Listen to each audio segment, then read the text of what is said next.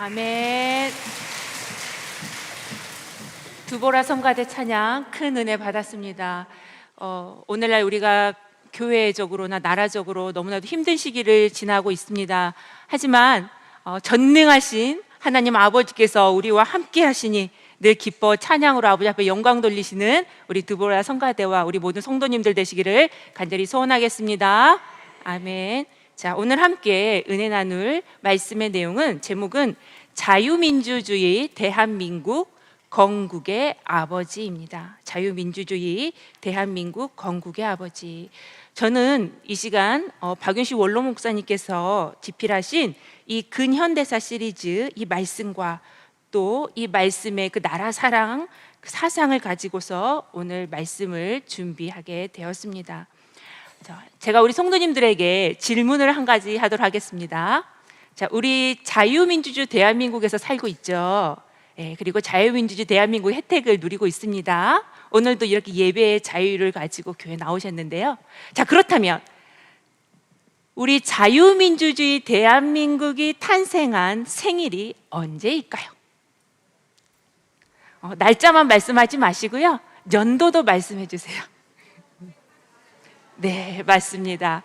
바로 해방 3주년이 되는 1948년 8월 15일 자유민주주의 대한민국이 탄생한 아주 역사적인 날입니다.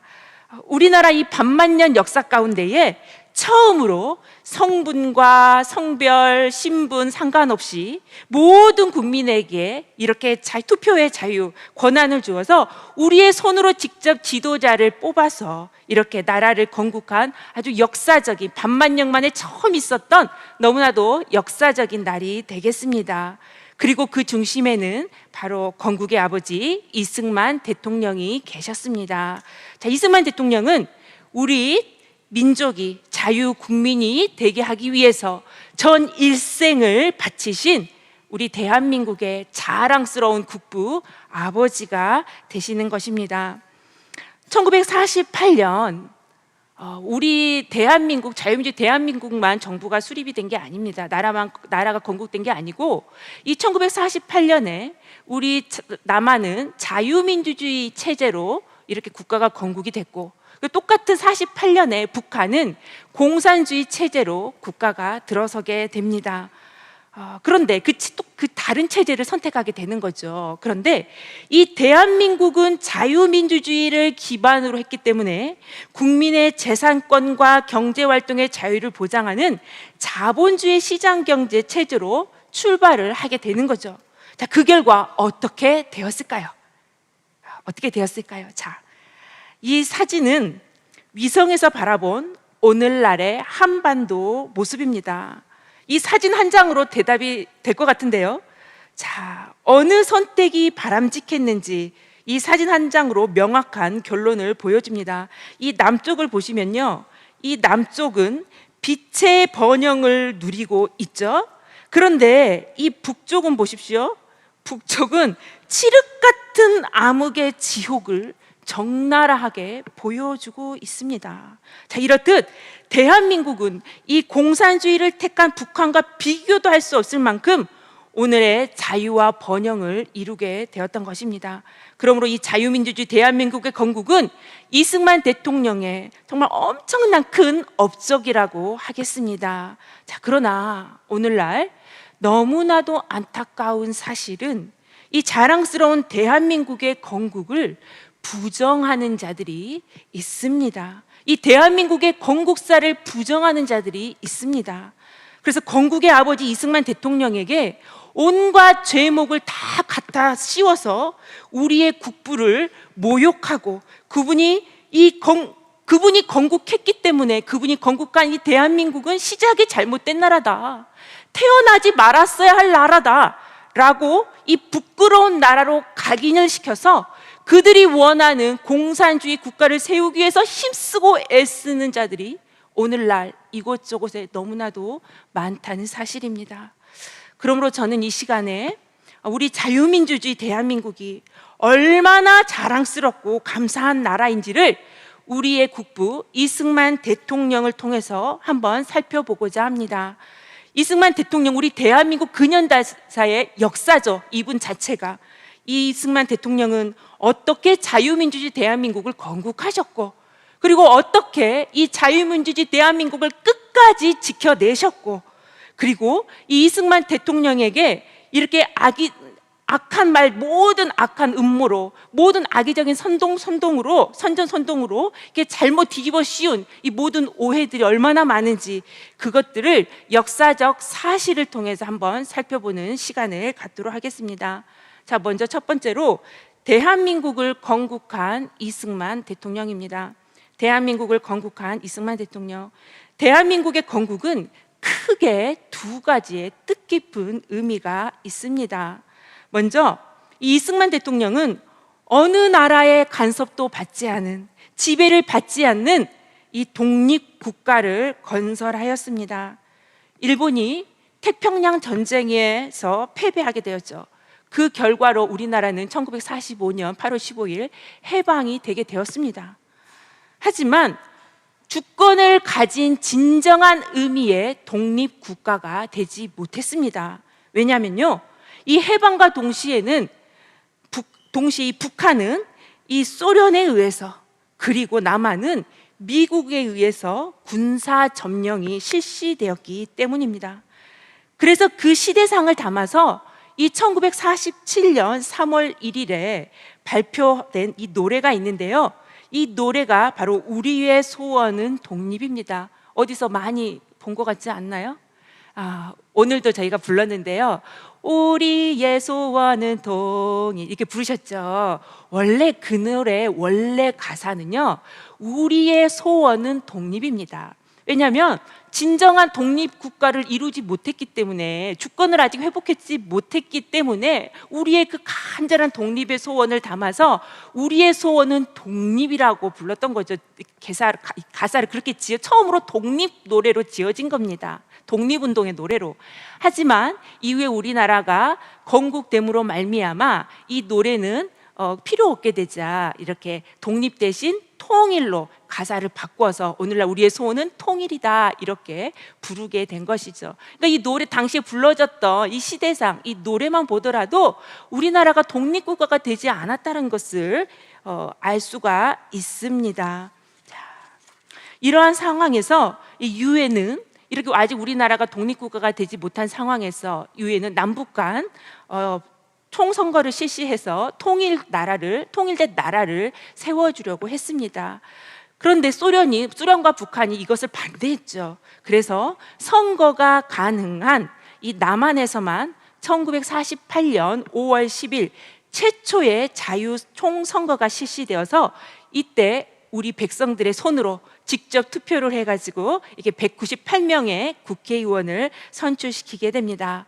그리고 이 국회의원들로 인해서 5월 31일 최초의 국회가 개원이 되게 되고, 그리고 7월 17일 대한민국의 헌법이 제정되고 공포되게 됩니다. 그래서 우리가 오늘날 제헌절을 지키고 있죠. 우리나라는 이 법에 기초를 해서 정말 통치가 되고 있는 나라죠. 그리고 7월 20일에는 국회에서 이승만이 초대 대통령으로 선출이 되게 됩니다. 그리고 8월 15일 드디어 이 오전에 대한민국 정부 수립이 공식 선포되게 되고, 이날 밤 12시를 기해서 이 대한민국 정부가 미군정 청으로부터 통치권, 곧 주권을 이양받게 됨으로 말미암아 대한민국의 건국이 완료되게 됩니다. 그러니까 1948년 8월 15일에 대한민국이 정부가 수립되고 건국됨으로 말미암아 우리나라가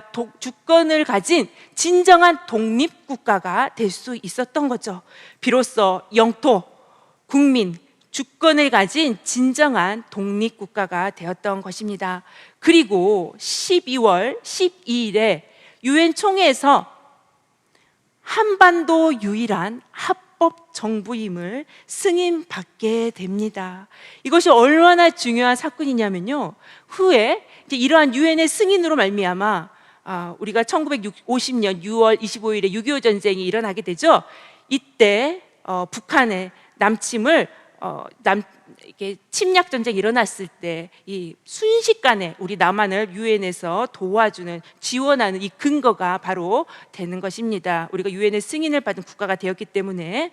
자, 그래서 이 대한민국의 이 건국된 이 1948년 8월 15일은 우리 대한민국 국민들에게 너무나도 진정한 종의 나라에 있다가, 노예로서 있다가 이 주권을 가진 독립국가로서 정말 이렇게 자유를 누리는 너무나도 뜻깊은 날이 된 것이죠. 그래서 대한민국 정부에서는 이 날에 국가 기념일로 정했습니다. 국경일로 독립기념일이다. 독립기념일로 이렇게 국경일을 정했는데, 훗날 49년 10월 1일 날 다른 국경일처럼 끝에 절로 이렇게 바꾸자, 그래서 이름을 광복절로 바꾸게 된 것입니다. 그러니까 사실은 우리가 오늘날 지키고 있는 광복절은 요즘에는 그 의미가 많이 이렇게 흐려져서 45년 8월 15일 일본에서 해방된 날만 많이들 이렇게 기념하고 있지만, 원래 이 광복절이 처음에 제정될 때는 나라가 건국된, 탄생한 이 독립을 정말 기념하는 의미에서 이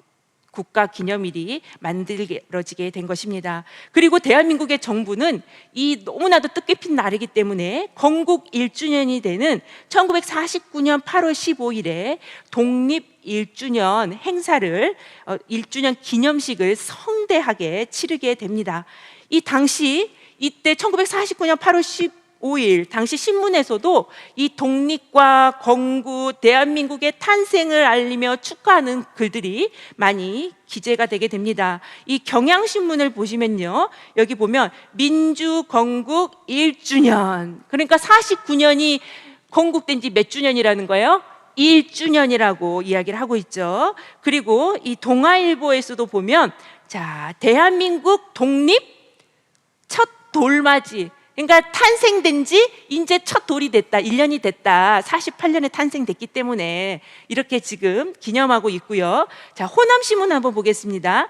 호남신문에도 보니까요, 민국 독립 1주년, 여기 민국 독립 1주년, 그러니까 진짜 독립된 지가 1주년이 됐대요. 이게 49년의 신문입니다. 그리고 마지막으로 충남매일을 한번 보겠습니다.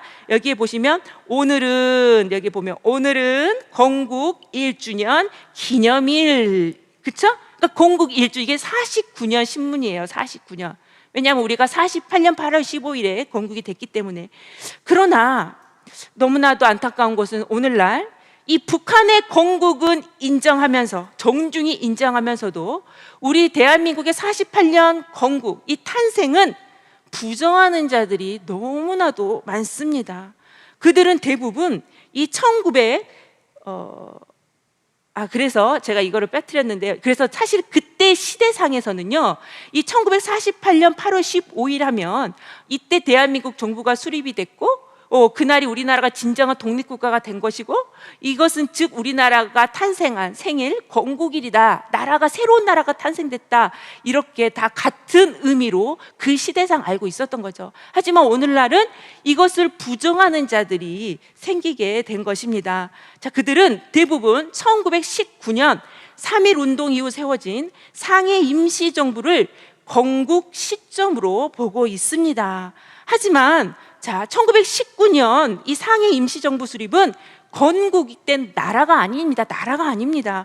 오늘날 48년 8월 15일 건국을 위한 하나의 과정일 뿐입니다. 왜냐? 이 이름에서도 보이죠? 임시잖아요. 임시가 붙었는데 어떻게 정상적인, 공식적인 나라라고 할 수가 있겠습니까? 우리 성도님들, 이 나라가 1919년대 어떤 시대였나요? 잘 한번 생각해 보시기 바랍니다. 일제 시대였습니다. 일제. 우리가 일제의 나라를 빼앗기고 이름도 빼앗기고 정말 노예 생활을 하고 있을 때였습니다. 그래서 대한민국은, 이 대한민국 국민은 이 영토에, 우리나라에 살고 있지만 이 땅은 내 땅이 아니에요. 우리 땅이 아니에요. 일본 땅이 됐어요. 일본 땅. 그리고 우리는 내 나라에 살고 있지만 대한민국 백성이 아니고 일본 백성이었어요. 일본 백성. 그래서 학교에서 당시 국어라고 배울 때 국어가 뭐였어요? 한글이었나요? 일본어를 배운 거예요. 일본어를. 왜? 이 나라를 빼앗기 때문에. 그리고 1936년에 우리 성도님들 잘 아시는 그 베를린 올림픽 대회에서 우리나라 송규정 선수가 마라톤에 이렇게 참여해가지고 금메달을 따죠. 근데 가슴에 일장기를 달고 참여를 합니다. 그리고 금메달을 땄을 때도 대한민국 국기가 올라가는 게 아니라 일장기가 올라가고 일본 국가가 연주가 되었던 것이죠.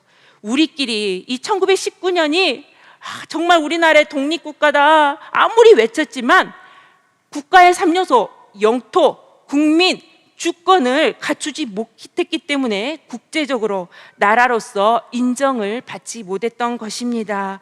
이처럼 나라를 빼앗기고 주권을 행사하지 못하는데 어떻게 이날이 대한민국의 생일이요 건국일이 될 수 있을까요? 그래서 해방 직후에 제가 이거를 잘못했는데요. 해방 직후니까 해방 45년입니다. 이게 오타가 나는데요. 1945년 8월 15일 날 우리가 해방이 됐죠. 근데 바로 그 다음 날 8월 16일에 이 여운형을 중심으로 해서 좌파적 성향의 지도자들이 건국준비위원회를 세우게 됩니다. 그래서 건국을 준비하게 되는데요. 자, 이미 나라가 1919년에 건국이 됐다 그러면 다시 건국을 준비할 필요가 뭐가 있겠습니까? 준비위원회가 필요가 없는 것이죠. 이것만 보더라도 1919년은 건국된 나라가 아니라는 걸 자기들이 스스로 인정하고 있는 것입니다. 물론 대한민국의 헌법에는 헌법 전문에는 임시정부의 법통을 계승한 나라다. 이게 48년에 건국된 나라가 이렇게 기록되어 있습니다. 하지만 이것은 임시정부의 정신을 이어받았다라는 뜻이지 1948년 8월 15일에 대한민국이 건국된 것임을 밝히는 거예요. 그러니까 이것은 이 정신을 이어받아서 48년에 건국이 된 거다. 그러므로 그런다고 해서 이렇게 기록됐다고 해서 임시정부 1919년 임시정부를 자체를 나라로서 인정을 하는 것이 아니라는 것입니다. 사람이 태어나기 위해서는 어머니 뱃속에서 수정돼 가지고 잉태가 되죠. 얼마나 기쁘고 정말 너무나도 즐거운 날이죠. 그렇죠? 그 감격 우리 성도님들은 아실 텐데요. 하지만 우리 성도님들 뱃속에 아이가 잉태됐을 때 그때 그 아이의 생일이 됩니까? 아니죠. 축하합니까? 축하는 하지만 생일이 될 수는 없습니다. 그 아이가 뱃속에서 10달 무럭무럭 자라서 마침내 밖으로 응애하고 태어나는 그날이 그 아이의 생일이 되는 것이죠. 그러니까 마치 임시정부 수립일은 대한민국의 정신이 잉태된 날이라고 할 수가 있고 바로 1948년 8월 15일은 대한민국이 완전한 국가의 모습으로 이 땅에 탄생한 그러한 날이 되는 것입니다. 그러므로 우리 성도님들은 이 1948년 8월 15일을 진정한 독립국가로서 자유민주 대한민국 건국된 생일로 기억하시고 축하하고 기념하는 성도님들이 되어야 되겠습니다.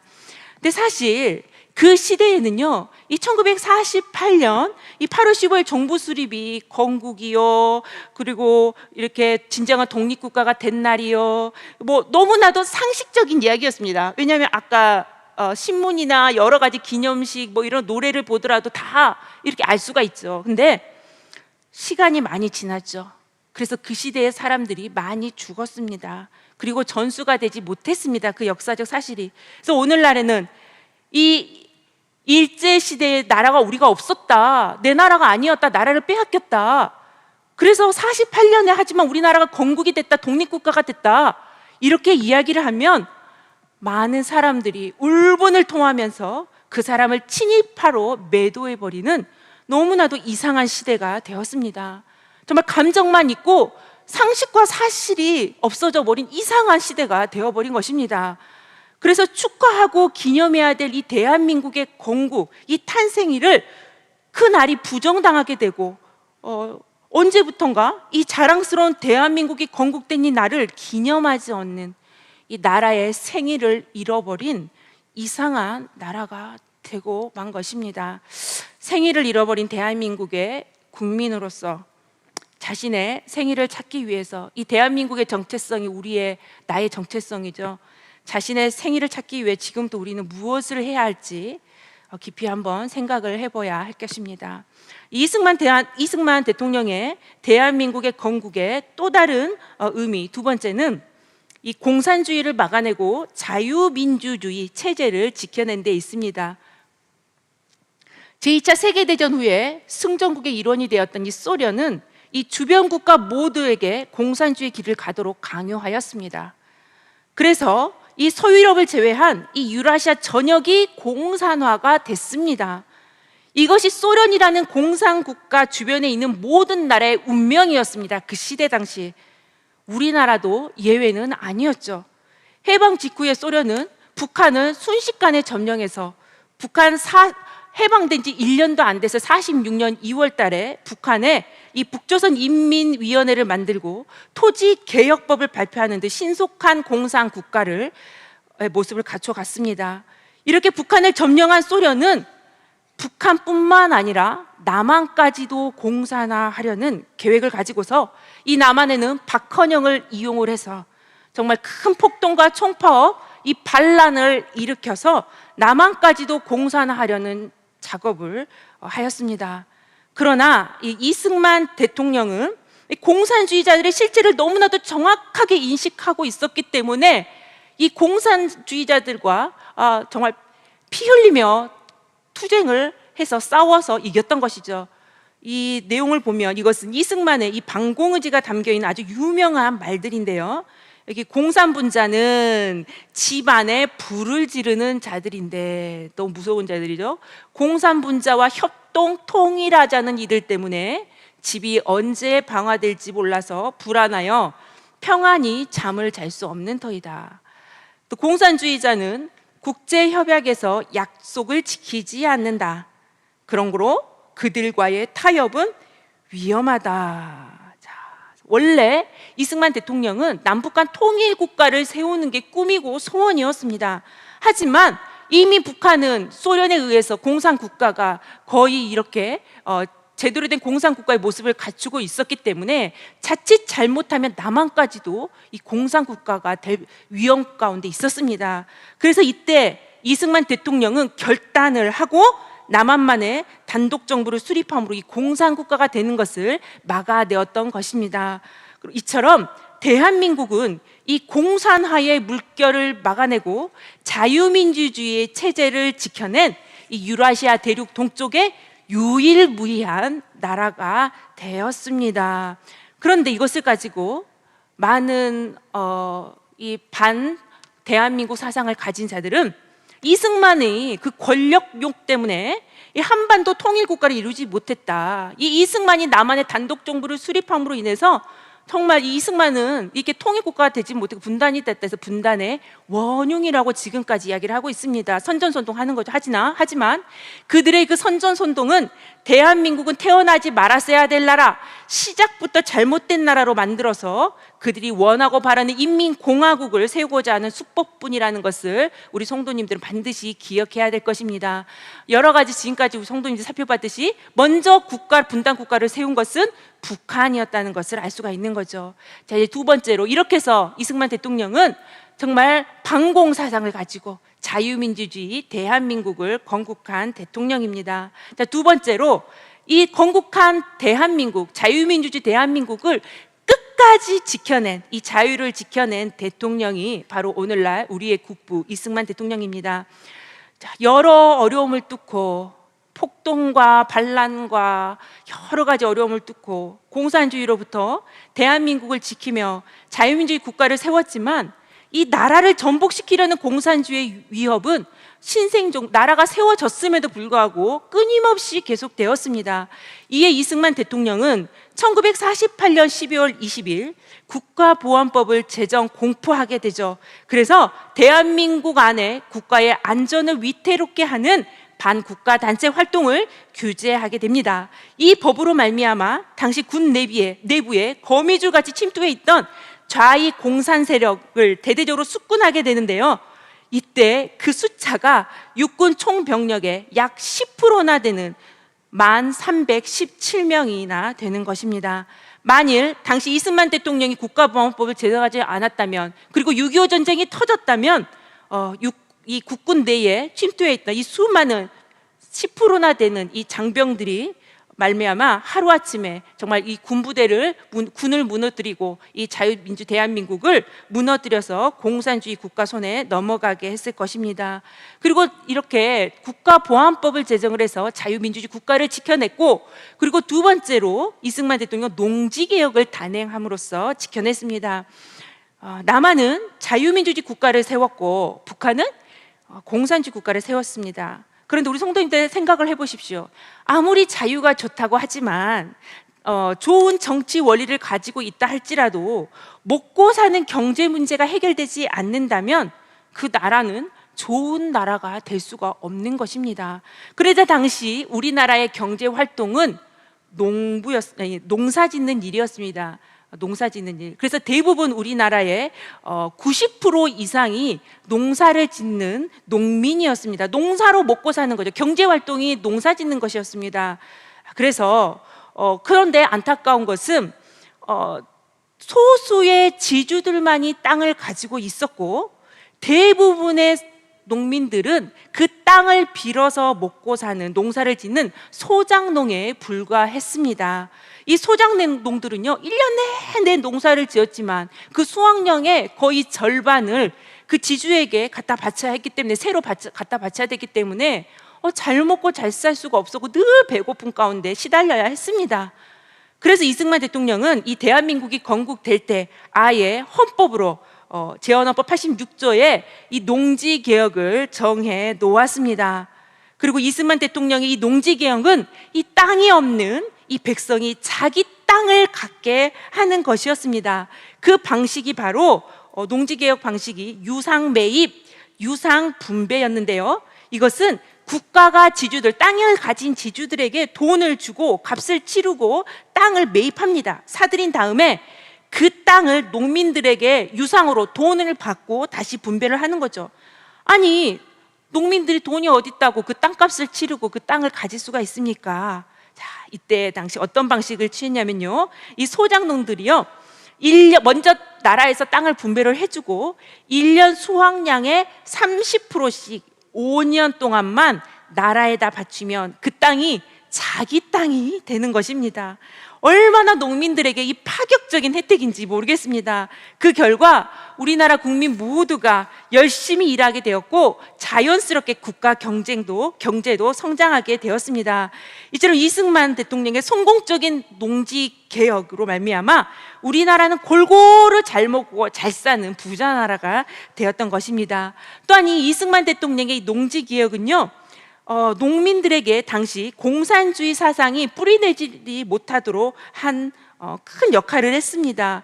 왜냐하면 당시 이승만의 이 농지 개혁이 너무나도 백성들의 환호성과 만족감을 줬어요.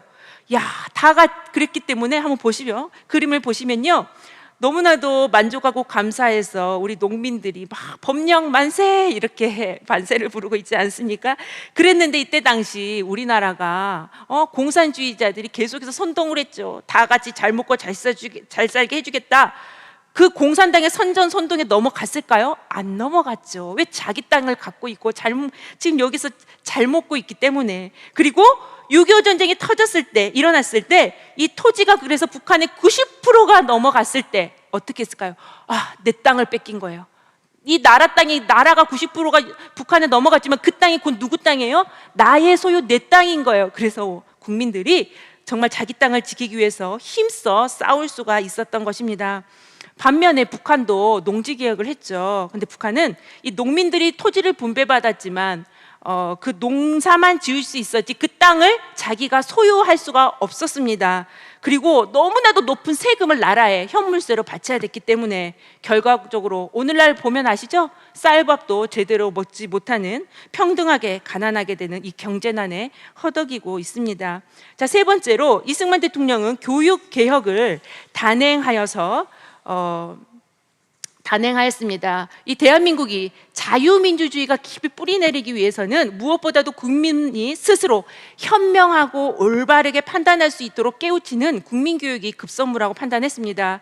그래서 49년에는 이 6년제 초등교육을 무상으로 받도록 하는 의무교육제가 이때 시행되게 되었습니다. 그리고 성인을 상대로 한 문맹 퇴치운동을 벌였죠. 그 결과 해방 당시에 문맹률이 78%나 되었는데요. 1959년에는 문맹률이 22.1%로 낮아지게 됩니다.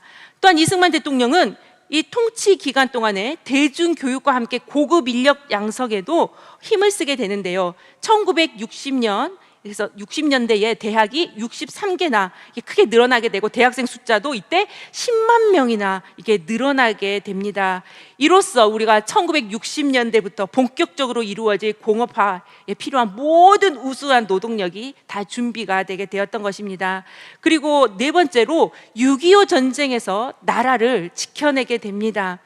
1950년 6월 25일 일요일 새벽 4시 압도적인 군사력을 가진 북한의 기습 남침으로 우리나라는 남침 3일 만에 수도 서울이 전복을 당하고 점령당하고 육군 총병력 50%가 몰살되게 되었습니다.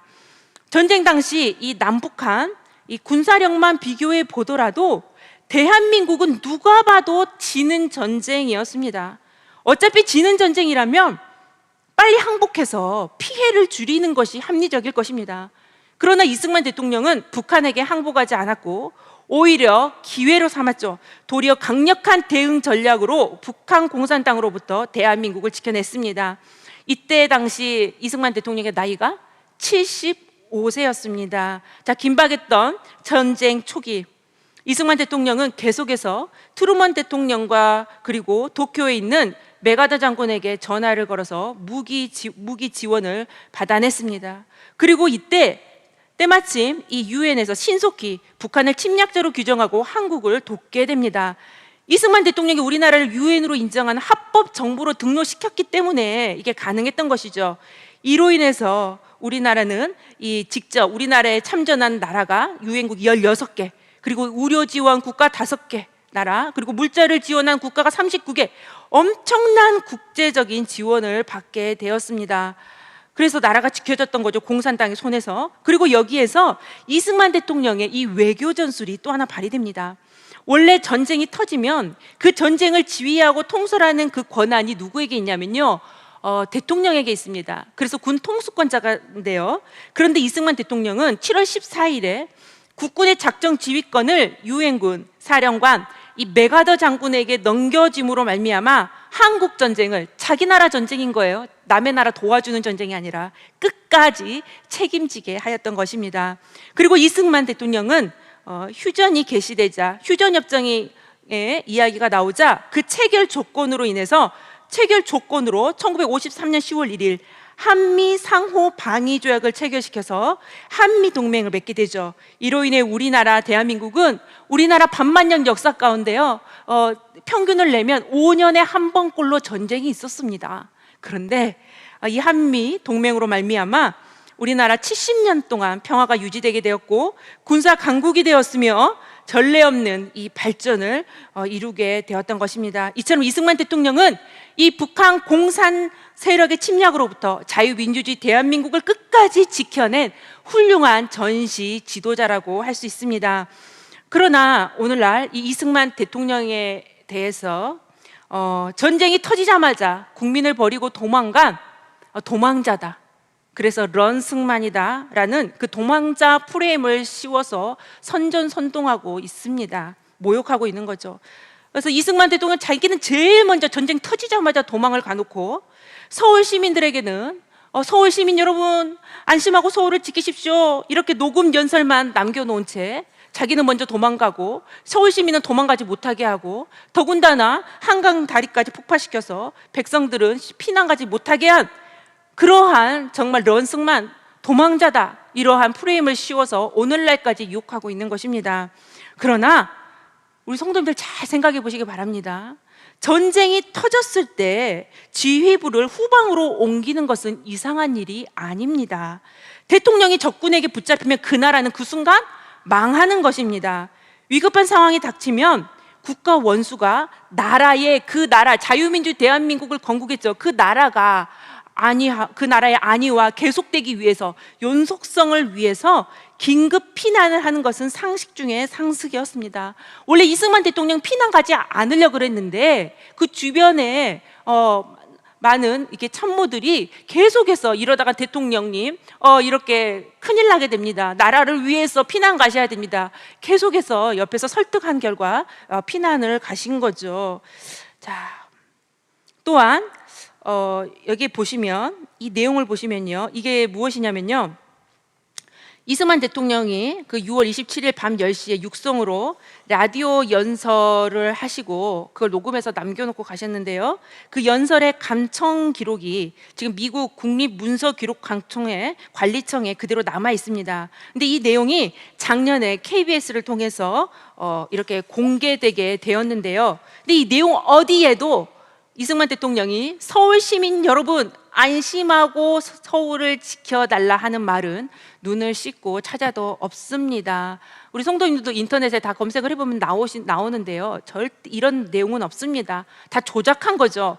그리고 한강 인도교 폭파는 이승만의 지시가 아니었습니다. 이승만의 의사를 묻지 않은 최병덕 총참모총장의 판단으로 인한 단독 지시였습니다. 당시 적의 진출로를 차단하기 위한 한강다리 폭파는 필요한 일이었습니다. 그런데 너무나 그 이른 폭파 시기가 문제가 되었던 것이죠. 그리고 이 사진은 흔히들 그때 당시 한강 인도교 폭파 전 상황을 촬영한 사진이라고 알리면서, 자 봐라, 이 한강 다리에 얼마나 많은 사람들이 이렇게 지나가고 있었느냐, 이 사람들이 순식간에 물에 빠져서 죽었다라며 확실한 증거라고 이렇게 증거 사진으로 내걸고 있는데, 이 사진은 한강다리가 아닙니다. 그리고 시기도 다릅니다. 이것은 1950년 12월 4일 평양의 피라민들이 이 대동강 철교를 통해서 대동강을 건너는 사진입니다. 그리고 또한 현재까지 조사에 따르면 이때 이 한강다리가 폭파됨으로 인해서 한 500에서 800명 많은 사람들이 죽었다라고 이렇게 알려지고 있지만은, 실제로는 현재까지 조사에 이르면 종로경찰서 군인 77명의 피해를 제외하면 확실한 민간인의 피해자는 밝혀진 바가 없습니다. 폭파로 인해서 다리에서 떨어져 죽었다라든가 어떻게 됐다라는 증언이 아직까지도 나타나고 있지 않는 것입니다. 성도 여러분, 오늘날 우리가 이렇게 발전된 자유민주주의 대한민국에서 살고 있는데요, 이 자유민주주의, 이 발전된 대한민국은 거저 저절로 생긴 나라가 아닙니다. 우리가 오늘날 누리는 이 자유는 피나는 투쟁으로 쟁취한 것입니다. 나라의 주권을 송두리째 빼앗겼던 그 일제시대의 항일투쟁과, 그리고 해방 후에 한반도를 공산화하려는 이 공산주의자들과의 이 반공투쟁이 있었기 때문에 가능했던 것입니다. 우리의 국부 이승만 대통령과 또 그리고 그분과 같은 이 자유의 사상을 가진 자들이 함께 했기 때문에, 수많은 사람들이 함께한 수많은 사람들이 희생이 있었기 때문에 바로 가능한 것이었습니다. 자, 그렇다면 이 이승만 대통령이 품은 그 자유사상, 그리고 그분의 사상을 함께 가슴에 품고 수많은 사람들의 피나는 희생으로 지켜진 이 나라, 우리 모든 평강의 성도님들도 가슴의 자유사상으로 이 대한민국과 교회를 끝까지 지키시기를 간절히 소원하겠습니다. 근데 이승만 대통령은 전 일생을 압축하면, 이 두 자로 압축하면 그 일생을 자유라고 할 수 있습니다. 그래서 전 일생이 자유를 위한 투쟁, 자유의 투사였습니다. 자유 대한민국 건국하고 또 자유민주주의 대한민국을 지키기 위해서 힘썼고, 그렇다면 이승만 대통령 이 자유사상은 언제 어떻게 생겨났을까요? 이승만 대통령은 이 외국 선교사가 운영하는 이 배제학당에 입학하면서 이 자유사상을 처음 접하게 되었습니다.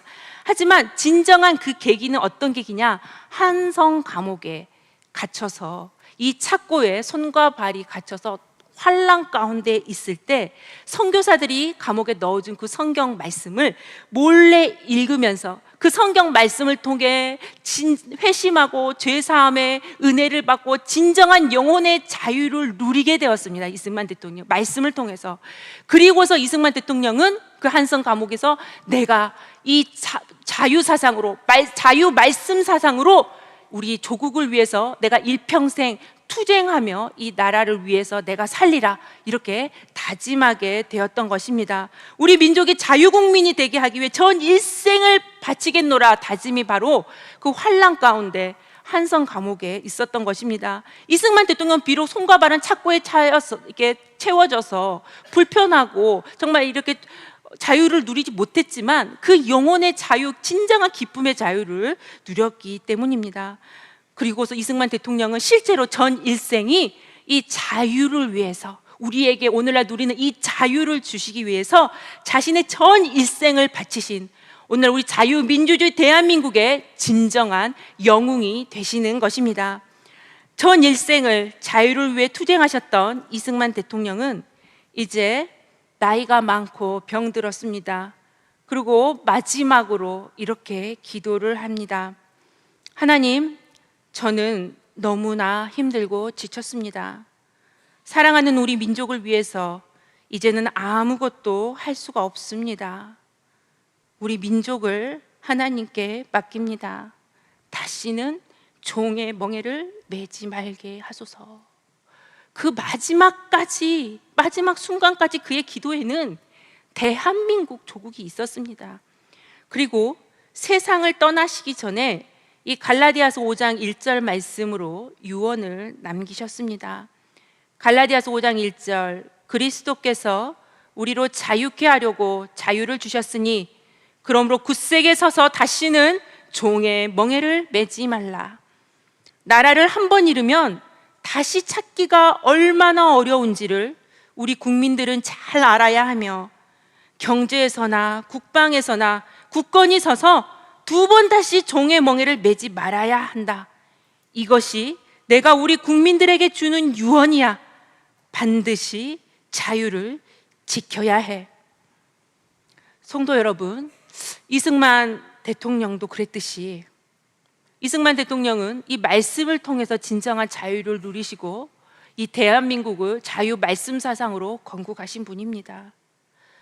그랬듯이 오늘날 우리도 이 진리의 말씀만이, 성경의 말씀만이 진정한 우리에게 자유를 가져다 주는 줄로 믿습니다. 요한복음 8장 32절에 진리가 너희를 자유케 하리라. 우리의 국부의 유언대로 우리의 가슴에 자유의 말씀 사상으로 뜨겁게 불태우셔서 평강제일교회를 지키시고 우리 자유 대한민국을 지키는 일에 생명 바쳐 충성하시는 자유의 투사가 되시기를 간절히 소원하겠습니다. 자, 기도하겠습니다. 살아계신 아버지,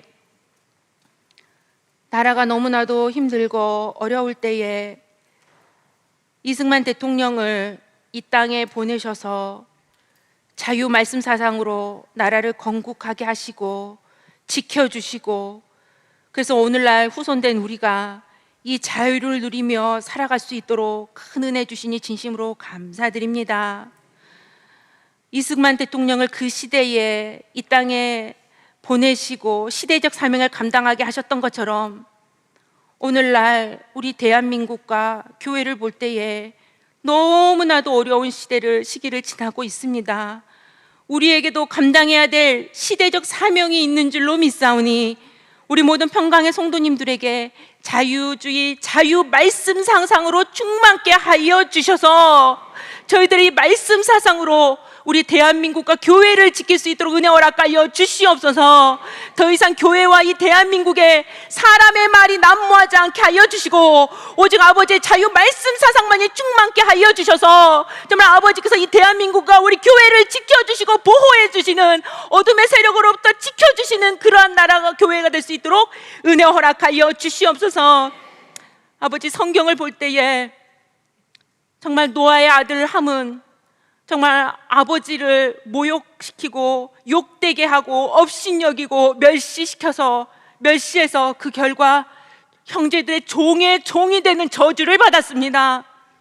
아버지, 저희는 저희의 국부 아버지 정말 이승만 대통령과 더 나아가 하나님 아버지를 정말 사랑하고 높이며 영광스럽게 해드리는 일에 앞장서는 저희들이 되게 하여 주시옵소서.